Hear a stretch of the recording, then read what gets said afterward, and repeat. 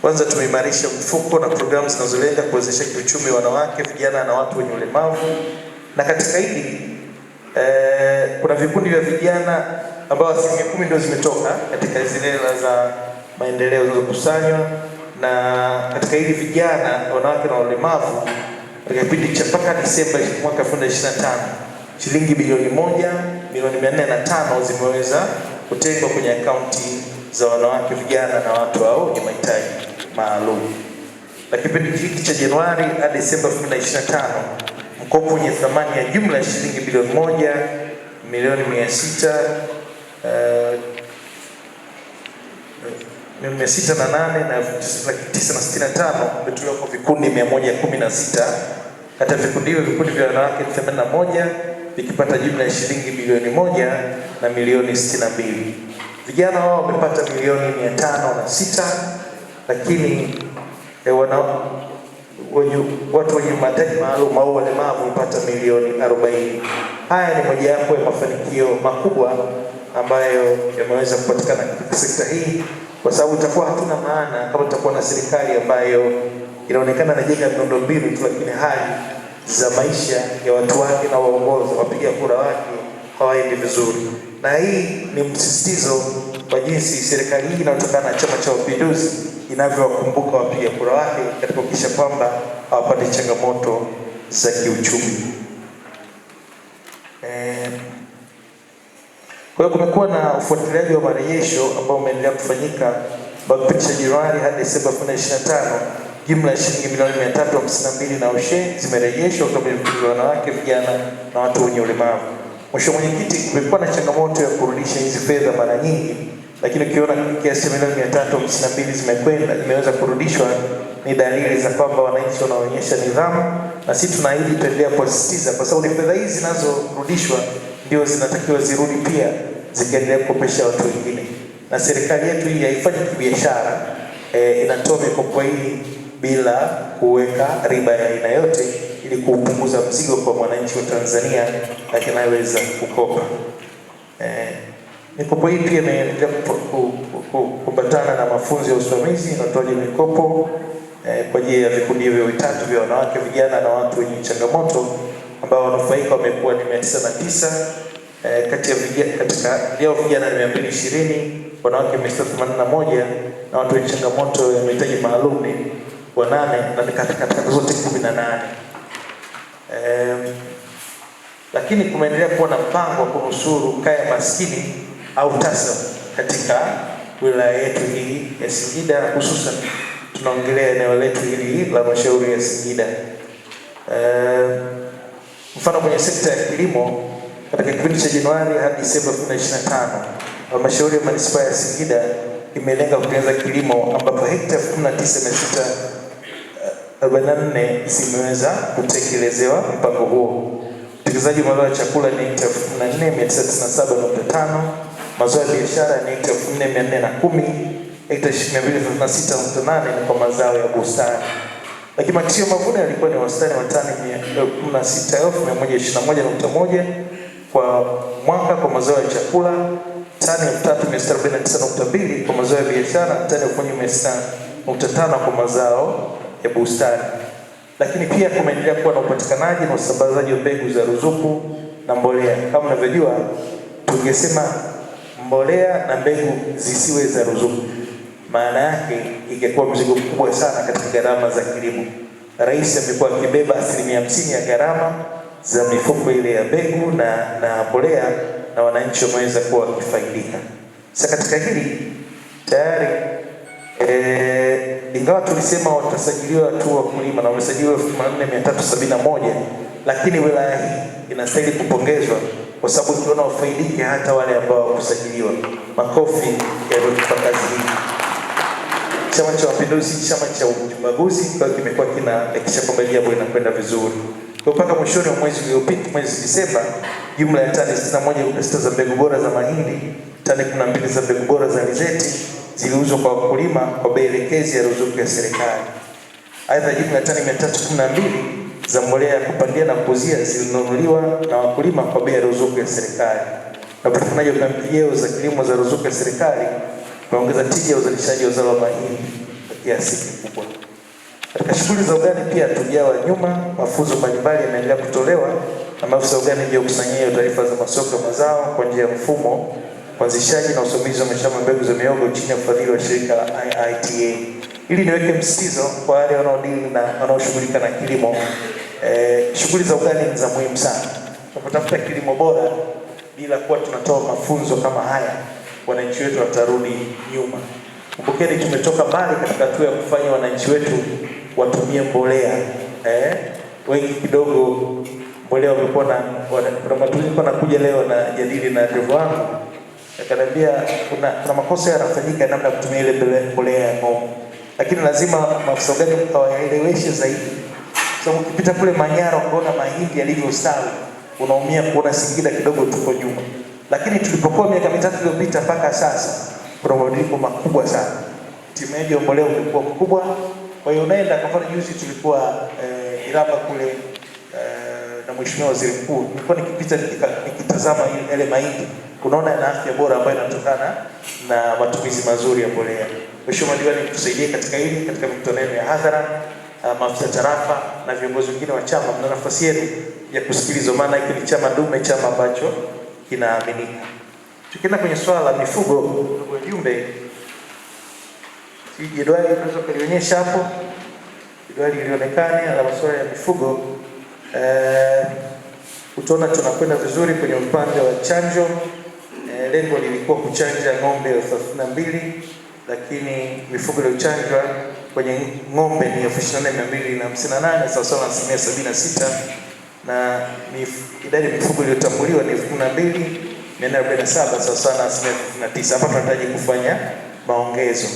Lakini pia lengo kwenye chanjo na utambuzi wa mifugo, mbuzi chanjo lengo lilikuwa ni 10,000, lakini si inaonekana hapo ndani yake. Nadhani utaweza kusoma, hitaji kuipitia, nadhani mtaona hapo.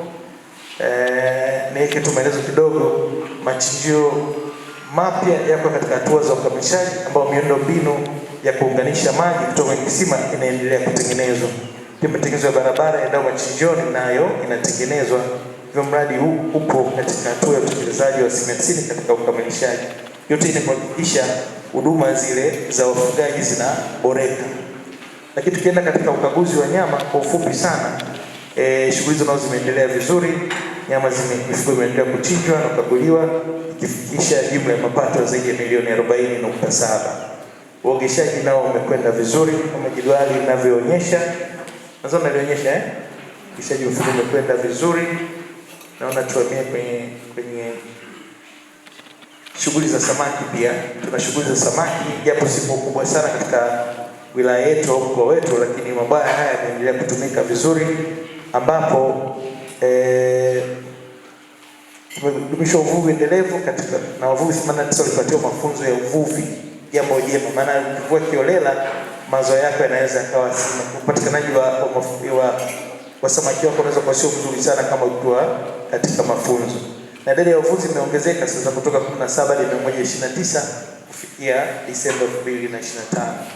Lakini mabwawa ya samaki nayo yameongezeka kutoka 21 kufikia 192. Na kwa mwaka 2025 mabwawa mawili yapo kata za Unyamikumbi na Mandewa yalipandikizwa samaki aina ya sato faranga 1250. Na shauri viongozi wenzangu, mnapokwenda sato ana soko kubwa sana. Tukahimiza ili katika maeneo yetu, hasa wale ambao tunatoka karibu na maziwa yetu haya ya Singidani na Kidai au kwenye mabwawa yanayotengenezwa, sato anaweza kuboresha kabisa maisha ya mwananchi. Tukija kwenye sekta ya biashara, Chama cha Mapinduzi kwanza mfahamu kinatambua kwenda ya biashara ni chanzo cha mapato, na hivyo kimeendelea kuelekeza serikali kuimarisha biashara ndani na nje ya nchi. Kwa kipindi hiki cha Januari Disemba 2025, idara imefanikiwa kutoa leseni za biashara 3157 na thamani ya shilingi milioni 450 na usheri. Lakini pia tumeendelea kutenga maeneo ya uwekezaji. Nadhani kuna sehemu mmesikia kuna hoteli ya nyota 5. Naomba makofi kwa la nyota 5, sio mchezo. Hoteli za nyota 5 tumezoea kuziona katika majiji ya Arusha, Mwanza, Dar es Salaam, hata Mbeya na kutoka sisi kama ipo sidhani. Sasa kuona kwamba Singida tunakuja kuona hoteli ya nyota 5, maana yake Singida tunakwenda kwa kasi ya aina yake. Mungu atusaidie tuweze kufika mbali zaidi. Kwa maeneo utekelezaji ya uwekezaji yanaendelea kutengwa yenye jumla ya ekari zaidi ya 10,430 kwa mwaka 2025, na wasifu wa uwekezaji upo tayari kwa ajili ya kutangaza maeneo yetu ya uwekezaji ya manispaa. Na mimi niwaombe tunapokutana na watu huko, tuwatie moyo kwamba Singida hata maeneo tunatenga zaidi ya hekta 10,000 tumetenga, tutakwenda vizuri. Na hili mimi wakati nakuja kuomba kura Singida hapo mwaka 2003, nakumbuka tulikuwa na magorofa mawili, la TRA na la Chama cha Mapinduzi. Lami ilikuwa hakuna, lakini tazame Singida ya leo, ina mvuto usio wa kawaida. Au sio jamani? Makofi kwa Singida. Uwanja wa ndege. Umeona eh? Sasa na maana tunapoelekea ni pazuri. Na kumbukeni Singida ndio mkoa ulio katikati kweli kweli Tanzania. Kwa hiyo tuna mambo mazuri yanakuja. Mimi ya Kyusa na Msukuma, lakini nimeoa Mkuria, lakini nawaambieni huku Singida bwana, hata nikija kuhamishwa nishatafuta na kiwanja na nitakuwa na shamba na nitalima. Sasa uone kama kuna kitu kizuri kinakuja mbele. Kwa hiyo tuendelee kutangaza Singida yetu, mambo yatakwenda vizuri zaidi. Lakini pia tumeendelea kuwa na mradi mkakati, nadhani itaonekana hapo kwenye jedwali. Jedwali ya mradi mkakati sisi linaonekana hapo. Manispaa inatekeleza mradi wa ujenzi wa soko la kisasa la vitunguu ambalo mnafahamu linalojengwa kitimu yenye thamani ya shilingi za Tanzania bilioni 24.7, na mradi unaendelea. Lakini miradi mingine imeorodheshwa hapo, nadhani inaonekana. Na hili jambo jema, inaonyesha kiasi gani Singida inaenda kuwa vizuri. Tutakutana huko baada ya miaka 10, tutapiga story hizi. Siku ile unafanya wasilisho, ulisema Singida inayokuja si ya kawaida. Kwa mjivunie sana Singida inayokuja itatikisa sana nchi hii. Mimi nawaambia tuzeni maneno yangu ninayosema haya. Tukija kwenye sekta ya fedha, kipindi cha mwezi Januari mpaka Disemba, manispaa iliweka lengo la kukusanya zaidi ya bilioni 7.162 milioni kutoka kabla zake mbalimbali vya mapato, na ilifanikiwa kukusanya shilingi zaidi ya bilioni 6.3 sawa na 88% ya lengo la mwaka. Si mnanielewa? Zaidi ya 88% ambayo ni nusu zaidi ya lengo la mwaka. Kwa hiyo naomba tupige makofi kwa upatikanaji huu, kwa sababu katika fedha hizi ndio tunapata ile 10% yetu huko ya kuweza kuinua wananchi wetu. Lakini aidha, makadirio ya bajeti kwa mwaka wa fedha 2025/26 ni kukusanya kiasi cha shilingi bilioni 7.9, na hadi kufikia mwezi Disemba tayari bilioni 3.3 sawa na 42% ya lengo la mwaka limefikiwa. Mnaweza mkasema sasa mbona 50% bado? Unajua katikati hapa kuna shughuli kidogo huwa zinasimama, na inapofika mwezi wa 4 mapato huweza kupanda zaidi. Wilaya zote zinatokenda Ikungi hivyo hivyo, nadhani hata Kiramba kule. Kwa hiyo naomba sana ndugu viongozi wenzangu, tuvute subira, mambo yatakwenda vizuri. Lakini tuna sekta yetu ya misitu. Hii sekta nayo Chama cha Mapinduzi akijewa nyuma imeagiza mazingira yawe mazuri yatakayowezesha sekta ya misitu kuzalisha ajira nyingi zaidi kupitia mazao mbalimbali yatokanayo na maliasili hiyo. Mimi ingawa kwa sasa hivi ni kaimu, lakini kwa ufupi bila kuwachosha, nadhani misitu, ndugu mkurugenzi na kaimu ni nani ndani? Hata sio. Yupo? Hamna. Ni bwana mwenye suti na miwani, sawa. Nilipenda kusema pale Ikungi na Itigi walikuwa nakaribia kutengeneza bilioni 15 kupitia hewa ya ukaa kwa mwaka. Mnipata Ikungi wale wanania kutengeneza zaidi bilioni 24 kwa mwaka kupitia hewa ya ukaa, hii misitu yetu. Mimi nadhani hapa tuchukue neno hili kwamba naamini kabisa hata Singida hapa hili linawezekana. Nao misitu pamoja na yote mnayopitia, lakini misitu ipo. Juzi tunaona wasilisho la kuona kuna uharibifu hawa, na nashukuru kamati ya usalama, nadhani mtu misitu hayupo hapa. Sio ndio ulikuwa mwenyewe mwasilishaji? Ulikuwa mwenyewe. Naam, ilikuwa wasilisho zuri sana. Nilipenda juhudi ambazo wewe na mkuu wa wilaya kazi mwenyewe unazofanya katika kuondoa wanaoharibu misitu. Mimi nadhani niwekee mkakati, mshirikiane na halmashauri kuweza kuwa na uwezekano kuja kuwa na hewa ya ukaa. Wilaya itainuka vizuri sana. Najua uharibifu umefanyika, lakini umakini wenu umekuwa mkubwa sana. Mimi naomba hili lingesitizwa ili liweze kuja kuinua zaidi. Na niwaahidi nchi jeshi letu la TFS, Tanzania Forest Service, linafanya kazi kubwa sana kutunzia misitu yetu, na tunaamini mapato mengi yatakwenda. Tuendelee kuendelea kutunza misitu yetu isitumike sana kama mkaa na vitu vingine au kuharibiwa na kufanya uharibifu kwenye maeneo ya mashamba. Kazi kubwa imeendelea kufanyika. Nimeshuhudia mwenyewe kwenye wasilisho mojawapo nilikuwepo, ilikuwa ni kazi nzuri sana. Lakini pia tumekuwa na juhudi mbalimbali za ufugaji wa nyuki. Nyuki tunamfahamu Bwana Ifoneo, amekuwa anafanya vizuri, lakini ni matumaini yangu halmashauri tutapambana tuweze kuona tunaifikisha pia kwa wananchi wa kawaida ili nao waweze kuongezeka katika kipato.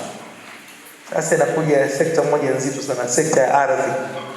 Na sekta ya ardhi CCM haiko nyuma kama kawaida, imehakikisha serikali inaweka mikakati madhubuti ya upangaji, upimaji na umilikaji wa ardhi kwa ajili ya maendeleo ya kiuchumi, kijamii na ustawi wa watu wote kwa kuzingatia sera, sheria, miongozo na taratibu za uendelezaji wake. Kumekuwa na shida sana pale ambapo hati miliki haipo. Mimi moja wapo ya shida zangu kubwa sana kama mkuu wa wilaya, na hakika na bodi inamkuta, ni migogoro ya ardhi. Lakini hili limetokana na kutokuwepo kwa hati. Lakini kwetu hapa hati miliki 1248 tayari zimeandaliwa, zina rasimu tayari na zimepelekwa ofisi ya kamishna msaidizi wa ardhi. Sababu za kuchelewa ni kutokana na kutokamilisha baadhi ya taratibu za miliki pamoja na kuchelewa kulipa gharama au ada za umilikishaji. Na hapa inakuja niombe sana waheshimiwa madiwani, tunapoweza kukamilisha umilikishaji wa hizi hati miliki hizi za ardhi, huwa inasaidia wananchi wetu. Kwanza wanakopesheka, ardhi inaongezeka thamani, lakini pia migogoro ya kuonea. Unajua mtu mwingine unakuta alikuwa na mmewe, na sisi bahati mbaya Mwenyezi Mungu akushimali tuzidi kupata uhai mrefu, maana nyingi wanaume wote tunatangulia zaidi kabla ya kina mama. Sasa na ikitokea shehe wangu ulikuwa una bibi wadogo wawili watatu, vurugu yake huwa inakuwa kubwa, lakini hizi hati miliki huwa zinasaidia sana. Kwa hiyo halmashauri yetu hii kwa maana ya manispaa imeendelea kusukuma kuhakikisha kwamba wananchi wengi wanamiliki hati ili kupunguza swala hili la matatizo kwenye mirathi, lakini vile vile kuhakikisha kwamba wananchi hao wanakopesheka, wananchi hao hawadhulumiki tena na migogoro yao inazidi kupungua. Mheshimiwa madiwani, tusaidiane na nguvu kubwa, kushirikiana na washauri na watendaji, ili naweza nikamsaidia sana kuona kwamba inakwenda vizuri. Lakini na chama hiki, mimi kuna migogoro na udisi wangu huu nikikwama kabisa. Kwa mfano mheshimiwa mwenyekiti, ndio kupewa tuzo moja ilikuwa gumu sana kule kata ya Mangoni ambapo kuna dhahabu kule. Wenzetu wale wa chama sasa siwezi kwenda rafiki mao wanatuvuruga. Wakaenda watu wakanivuruga, nikawaza, nikasema nikapata hapa uwazi na bwana wangu, nikawaita kwenye kikao. Tukapiga vizuri kabisa na fidia zikaweza kukubalika, kaenda vizuri. Kwa hiyo viongozi wa serikali kuna wakati tunaona jambo gumu, hawa waliovaa kijani wana namna zao. Wana namna nzuri kaza kuongea na wananchi wakawaelewa. Makofi kwao. Jambo bwana nisaidia sana. Tatizo tu pale la kwamba wengi ndio shida kubwa sana. Toko unakuta kile wabunge tu ndio sifa na wabunge ndio kwa wanashambulia sana kwenye mifumo. Lakini kwa ushirikiano ni mkubwa sana. Kwa hiyo naomba uhusiano wa chama na serikali usiimarike, itatusaidia sana. Yanga wewe. Kwa heshima ya mwenyekiti wa sisi, na mimi nasema Yanga oye. Huko roho inauma, lakini sasa tafanya ndio bosi wako. Kama siweza kumshia waziri mkuu, mwenyekiti siwezi kumshia. Kwa hiyo naomba tuendelee kushirikiana. Kwa hiyo katika swala hili la hati, tumekusanya fedha nyingi, tumekusanya zaidi ya shilingi milioni 670 kutokana na kodi ya ardhi. Kwa tunakwenda vizuri katika hilo, na halmashauri imefanikiwa kuandaa michoro ya mipango miji 9 kwa maeneo yote yaliyoiva mipango miji yenye matumizi ya makazi ya biashara, cha afya, soko, makazi ya kufanana, makaburi, maeneo ya wazi, maeneo ya viwanda, mashamba, miji na kadhalika. Halmashauri pia imefanikiwa kupima viwanja 523 matumizi mbalimbali katika maeneo ya Kisaki, Mtipa, Manga, Wamaka na Itigi. Yote haya ni mafanikio. Lakini pia migogoro ya ardhi katika 15 imetatuliwa. Orodha ipo katika kiambata B. Naomba makofi kwa mheshimiwa kamisa wenu na Chama cha Mapinduzi kwa kuweza kutatua migogoro yao. Najua tuliwahi kupewa maelekezo DC ambaye ndio kabisa Chama cha Mapinduzi, nani jukumu lako la kwanza ni mapato, la pili utatua kero. Sasa unaviona kero 15 za ardhi sio za kitoto, ni ngumu kweli, huwa zinasumbua, kama zimetatuliwa zinakuwa ni jambo jema. Lakini pia tumetoa ardhi yenye ekari 16 kwa ajili ya matumizi mbalimbali ya taasisi za halmashauri, na maeneo yametaja eneo la Kititimu, eneo la Tandon, badala ya soko la Vitunguu Kititimu eneo la kubwa ekari 8.5, shule ya msingi Unyankai eneo la kubwa ekari 3.0, eneo la umma Kititimu eneo kubwa ekari 2.24 na eneo la VETA ukubwa ekari 0.21. Nia ni njema, yote ni kupeleka maendeleo kwa ajili ya wananchi wetu. Tukija kwenye swala la